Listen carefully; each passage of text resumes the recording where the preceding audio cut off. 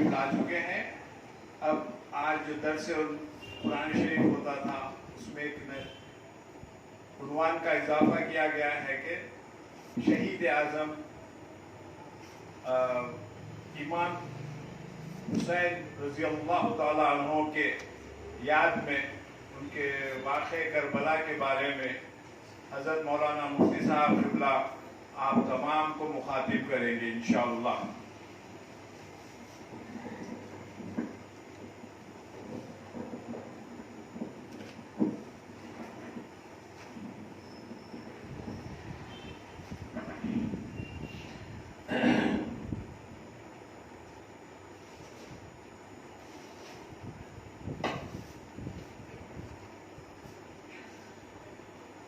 بسم اللہ الرحمن الرحیم نحمده ونصلی ونسلم علی حبیبہ الکریم الامین العزیز الرؤوف الرحیم وعلی آلہ واصحابہ الافضلین الاکرمین اجمعین اما بعد فاعوذ باللہ من الشیطان الرجیم بسم اللہ الرحمن الرحیم.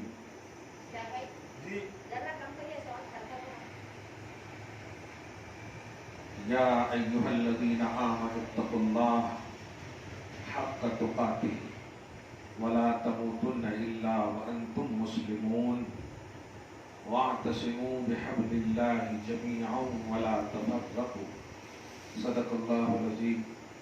حصول برکت کے لیے دھیرے دھیرے درود شریف پڑھیے. اللہم صلی وسلم بارک علی سیدنا و شفیعنا و حبیبنا و مولانا محمد معدن الجود والکرم وآلہ الکرام وابنہ الکریم وآلہ واصحابہ وبارک وسلم صلی اللہ تعالی علیہ وسلم.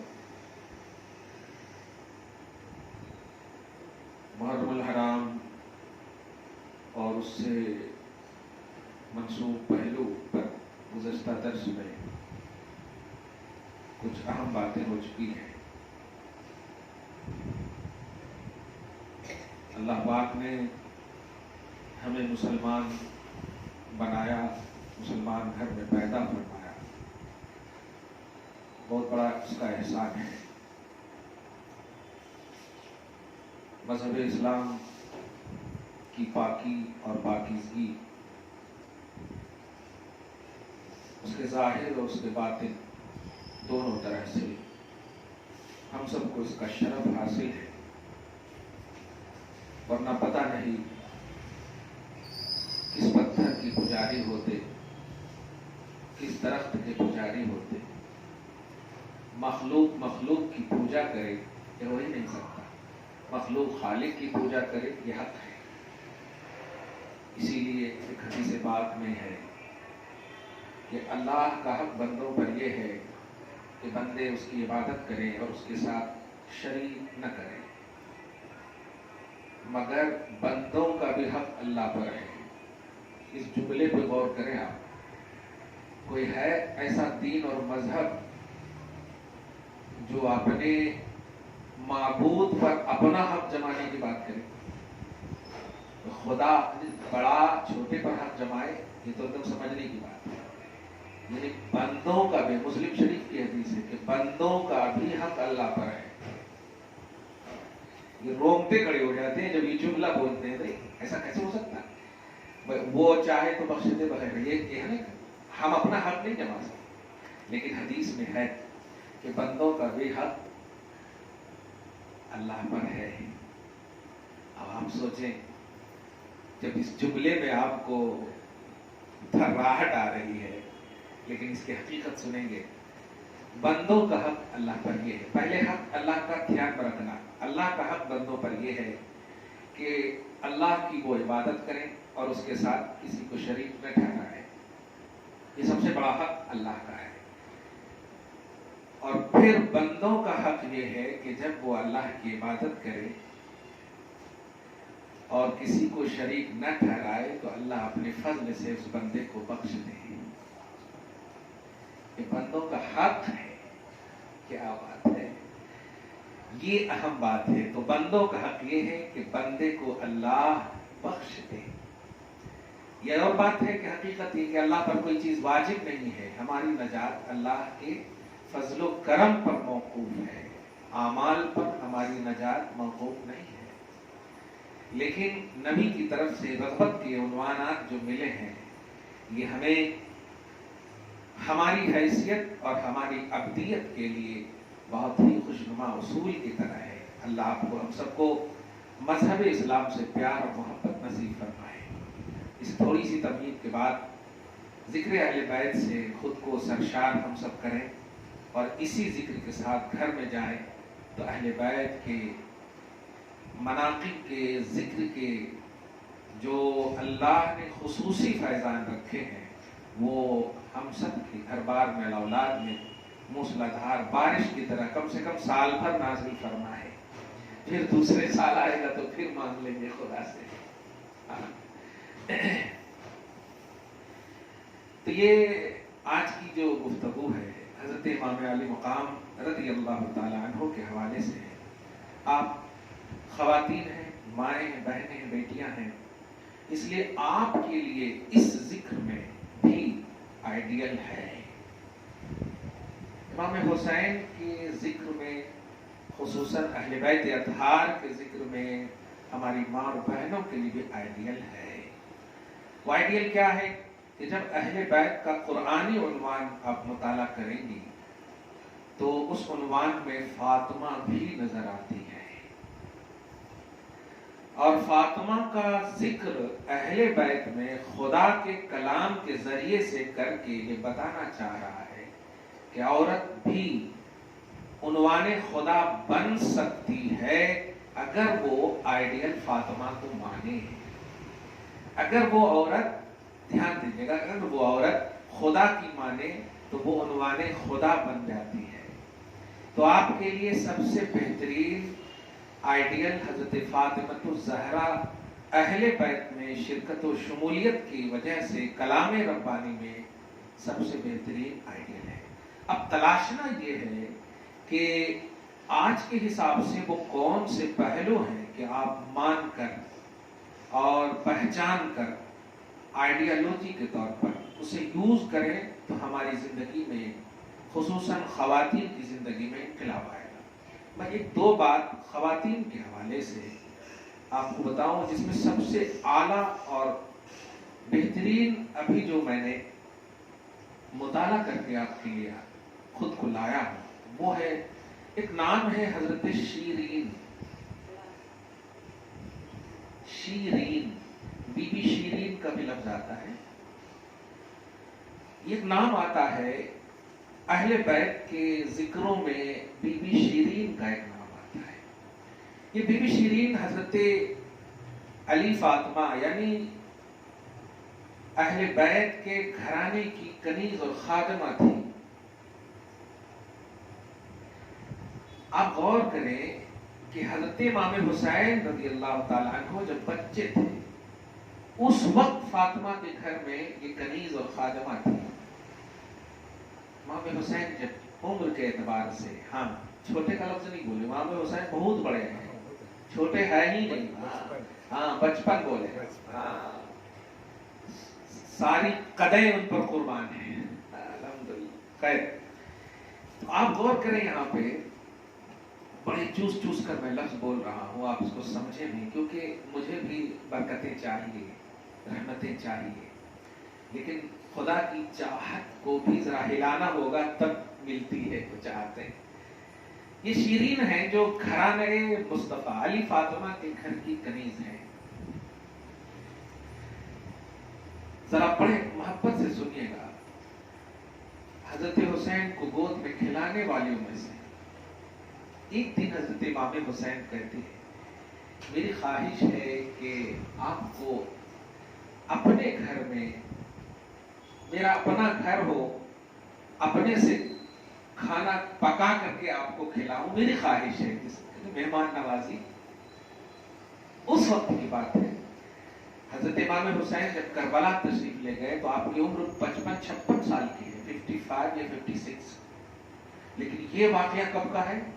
بچپن کا کہیں، بچپن کی بات نہیں. ہاں ظاہر علی فاطمہ جب سب موجود ہیں، اب آپ ایک ایک لفظ کو غور سے سننا ماں. جب یہ لفظ کہا تو حضرت امام حسین کی عظمت کو سمجھو اور دل سے پیار کرو، محبت کرو. الحمدللہ آپ ہی کا بھلا ہوگا. عقیدہ بنا لو حسین کی محبت کو، عقیدت نہیں عقیدہ بنا لو. عقیدت تو آپ اپنے بیٹوں سے، بہوؤں سے، ساروں سے پیار کرتے ہیں، یہ عقیدت ہے.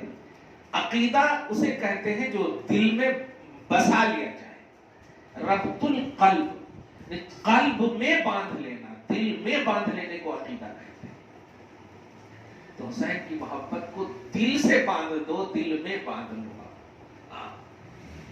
اب غور کرنا، امام حسین امام علی مقام رضی اللہ تعالی عنہ وسلام اللہ علیہ کہتے ہیں میں آپ سے وعدہ کرتا ہوں کہ آپ کو آپ کا گھر بھی ہوگا اور گھر میں آپ کا مہمان بنوں گا.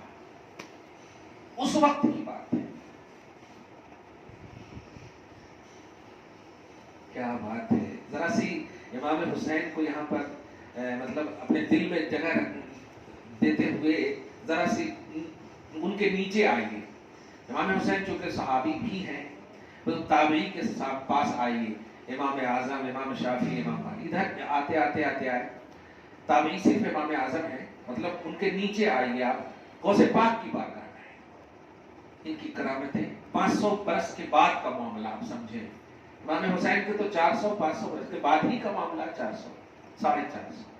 ان کی کرامتیں آپ مشہور جانتے ہیں. خواجہ صاحب کو دیکھیں، کرامتیں مشہور جانتے ہیں. ولیوں کی کرامتیں آپ جانتے مانتے ہیں، مگر آپ ایک اچھے سے جانیے کہ ان کی کرامتیں یہ ایسی چیز ہے جیسے کہ یہ جو چلتے ہیں نا تو یہ پاؤں کے جو دھول ہوتے ہیں نا وہ ہے.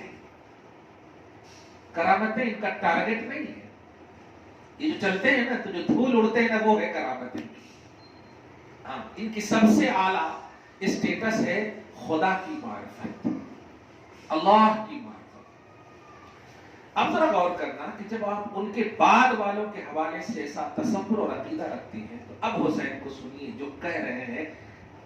دیکھو اللہ کا محبوب بندہ چھوٹا تو ہو ہی نہیں سکتا. عمر میں ابتدا سے لے کے انتہا تک وہ محبوب ہی ہوتا ہے. کلیئر بات ہے، یہ جملہ ٹھیک ہے. ابتدا سے لے کے انتہا تک وہ محبوب ہی ہوتا ہے. والدہ معظمہ کے پیٹ سے نکلنے کے بعد سے لے کر کے قبر میں تشریف لے جانے تک وہ محبوب ہی رہتا ہے. اس آئینے میں آپ سنیے. تب حسین کے برابر تو ہو نہیں سکتے. غوث پاک کلیئر بات ہے، ان کے اولادوں کے اولادوں کے اولادوں میں سے ہے، لیکن ان کا مقام بھی آپ جانتے ہیں. قادری لکھنے پر فخر محسوس کرتے ہیں الحمدللہ.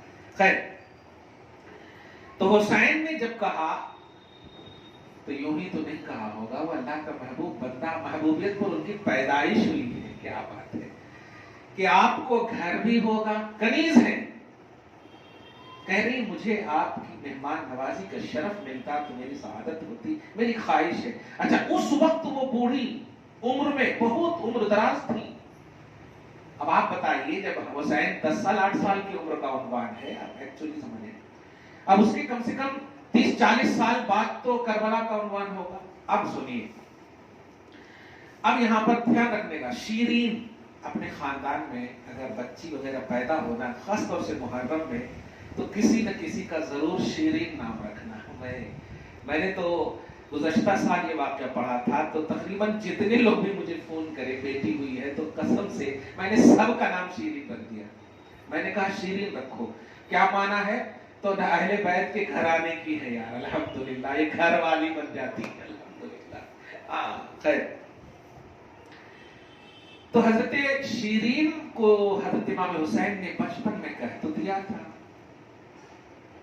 محبوب کے جملے جو ہے نا نقارۂ خدا ہوتے ہیں.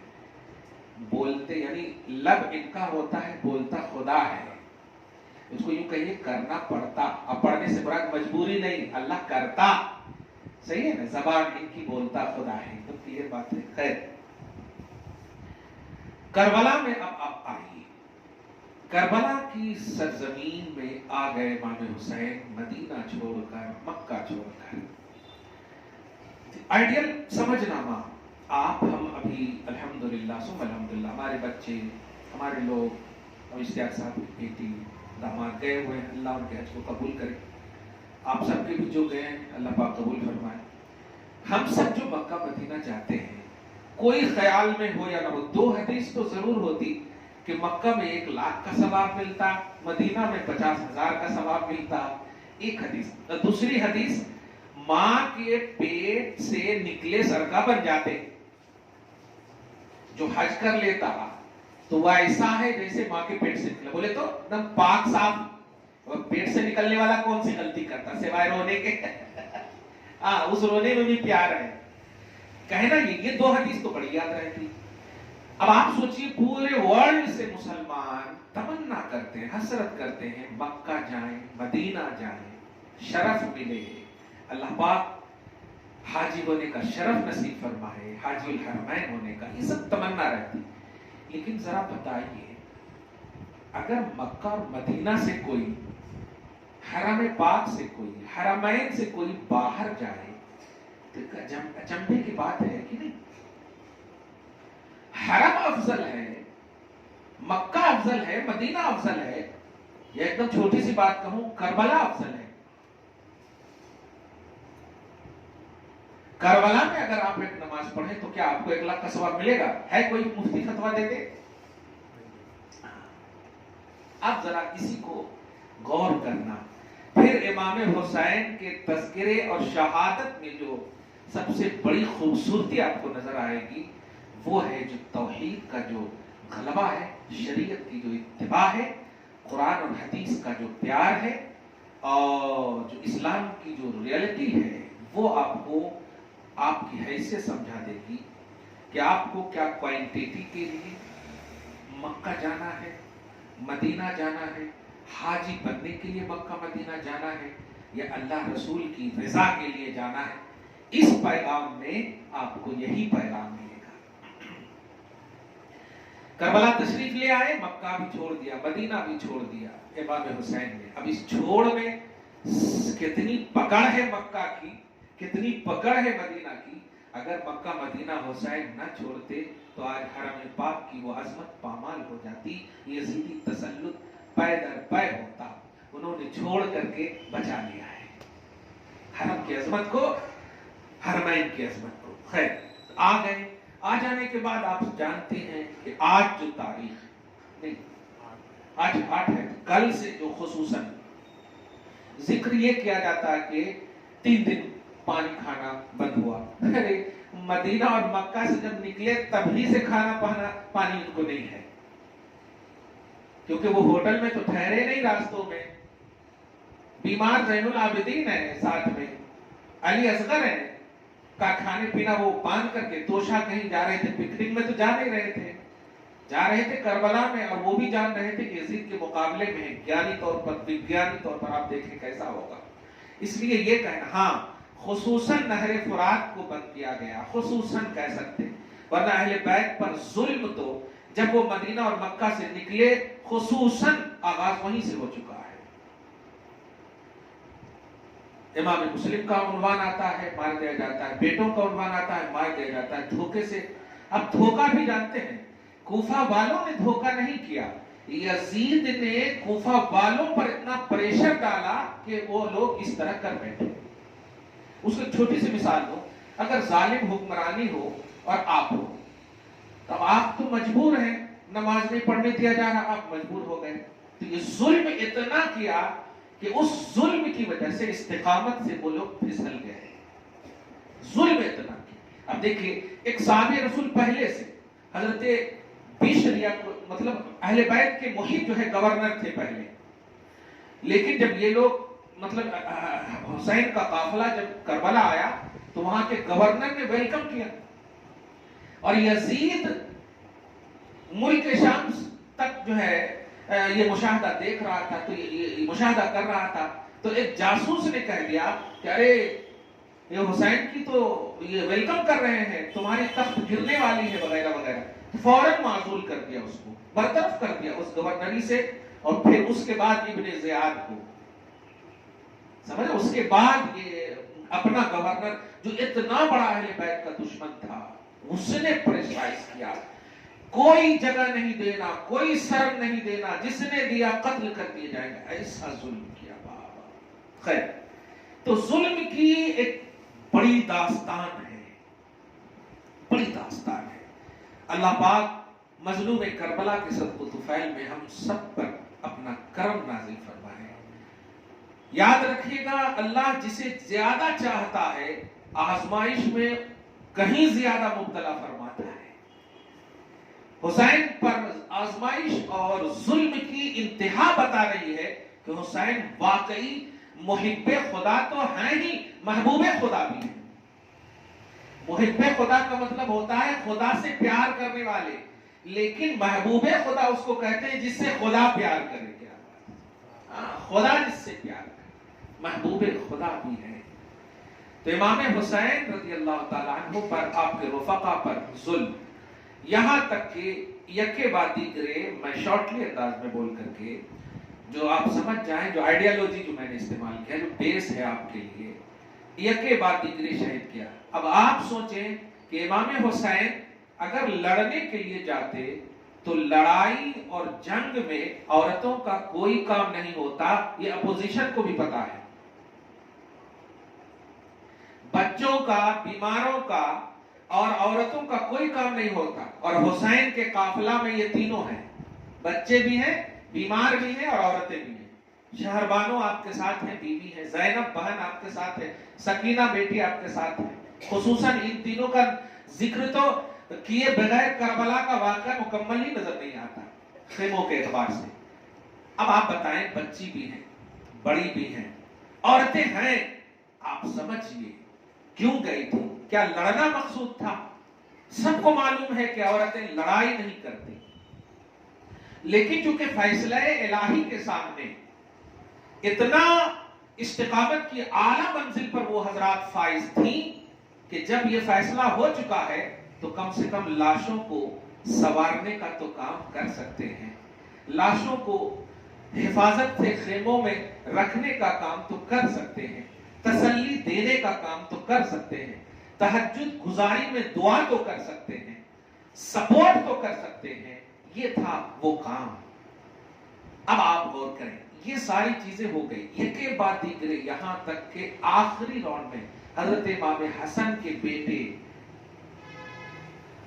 امام عقیل یا امام علی جو حسن کے بیٹے ہیں، جب انہوں نے اجازت مانگی کہ میں اپنے ابو کے پاس جانا چاہتا ہوں۔ اچھا، اجازت کا جملہ بھی عجیب ہوتا تھا کربلا۔ اجازت کا یہ مطلب نہیں ہوتا تھا کہ میں سب کو مار کے آتا ہوں، نہیں، مرنے کا جملہ ہوتا تھا کہ میں بھی وہاں جانا چاہتا ہوں۔ کیا جذبہ تھا، آپ غور کریں۔ ہم سب لڑائی وغیرہ کا عنوان یہ ہوتا ہے کہ ہم جیتیں، اور جیتنا یہ ہے کہ ہم سامنے والے کو پٹک دیں، مار دیں، یہ عنوان ہوتا ہے نا۔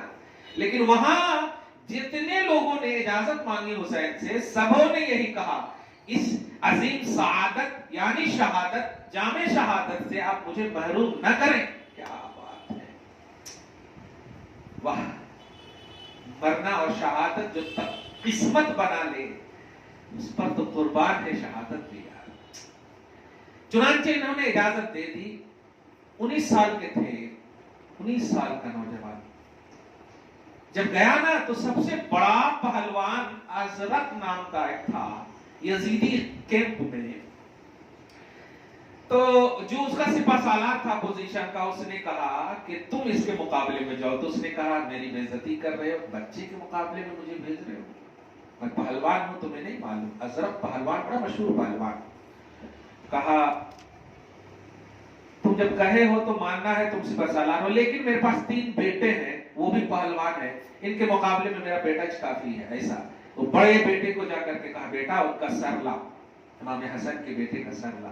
جیسے ہی وہ آیا، ایک وار انہوں نے کیا، حضرت امام حسن کے بیٹے نے، بھتیجے نے ایسا وار کیا کہ جہنم میں واصل کر دیا۔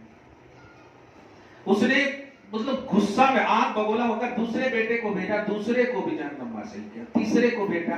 19 سال کے ہیں، کیا بات ہے۔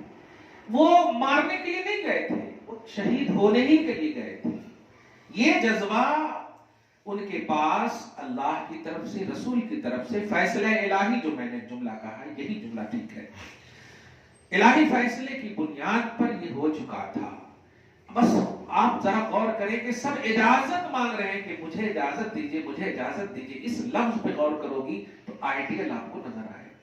اب آپ جب جانتے ہیں امام حسین بھوکے پیاسے ہیں، اب اس کو مجبوری نہیں، آپ کا بھوکا پیاسا رہنا ایسے ہی ہے جیسے آپ کے نانا پیٹ پہ پتھر باندھ کر دوسروں کو کھلاتے تھے، مجبوری نہیں ہے.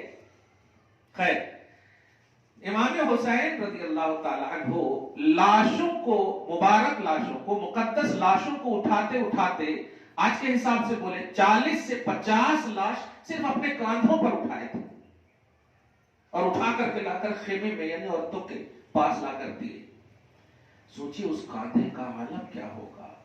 سب ایک ایک کر کے امام زین العابدین جب آئے تھے تو آغاز جب ہوا تھا آنے کا تو آپ کی داڑھی مبارک بالکل کالی تھی، لیکن آخری دن تک جو ہے سفید ہو گئی تھی. غم، اب لفظ غم کا تصور لائیے. اللہ غم حسین ہم سب کو نصیب فرمائے. ہے ہمت آپ کے پاس، ایک لاش کو بھی اٹھا کر کے ہوش اور شعور کے ساتھ بول رہا ہوں، جذبات میں تو آپ اٹھا کر کے پتہ نہیں کیا کیا چیخ دو گی، چلا دو گی.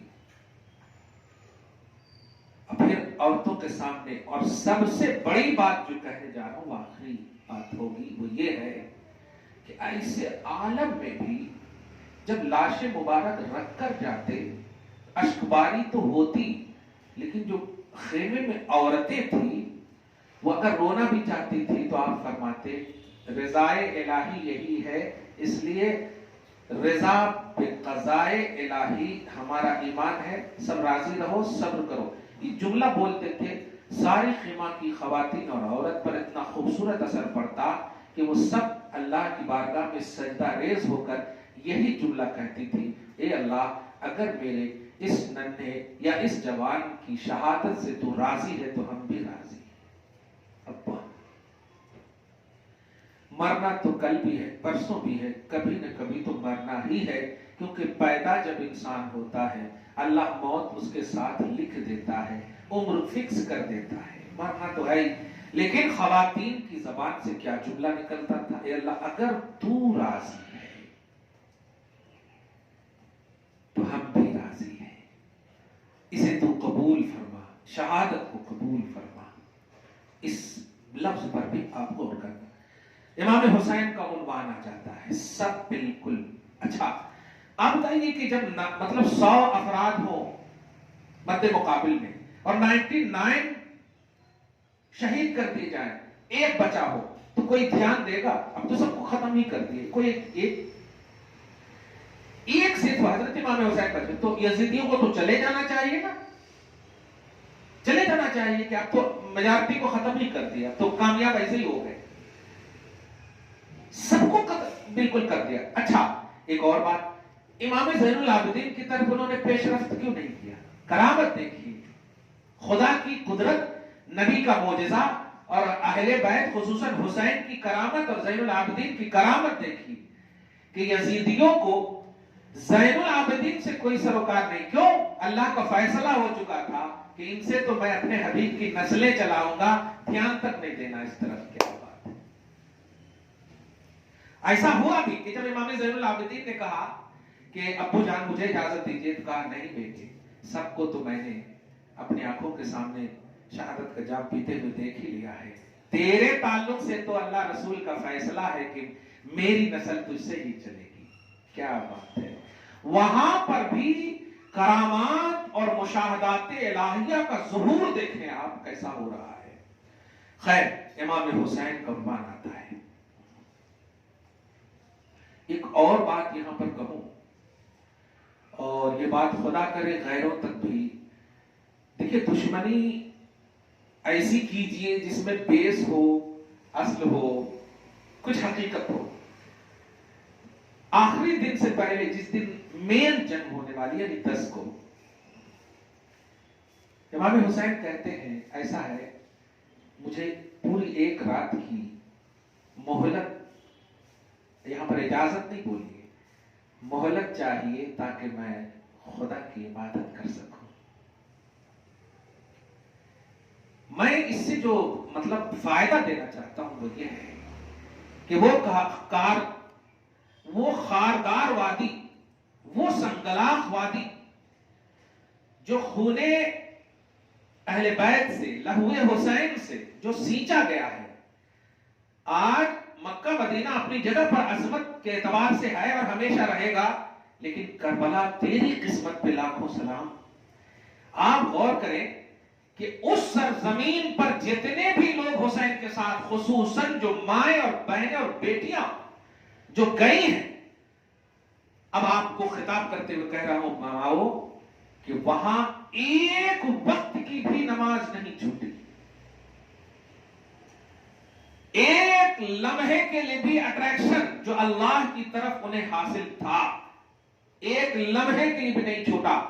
بس اسی سے میں حضرت امام حسین کی خصوصی شہادت، آپ کے انتقال اور آپ کے تشریف لے جانے کے عنوان کو آج کے حالات پر فٹ کرتے ہوئے آپ سے کہوں گا کہ اگر موت ایسی ہو آپ کے سامنے کسی کی جس پر نیکی، پرہیزگاری اور تقوی کا خوبصورت عنوان ہو، تو ایسی موت پر خود سے آنکھیں اشکبار ہو تو اپنی جگہ ہے، دل روئے اپنی جگہ ہے، لیکن اپنے شعور و احساس کو توحید و رسالت کی ریئلٹی کی دنیا میں برقرار رکھتے ہوئے کبھی بھی نماز، عبادت اور اخلاقی گراوٹ نہیں آنی چاہیے۔ عبادتوں کا ہمیشہ ایکٹیویشن برقرار رہنا چاہیے۔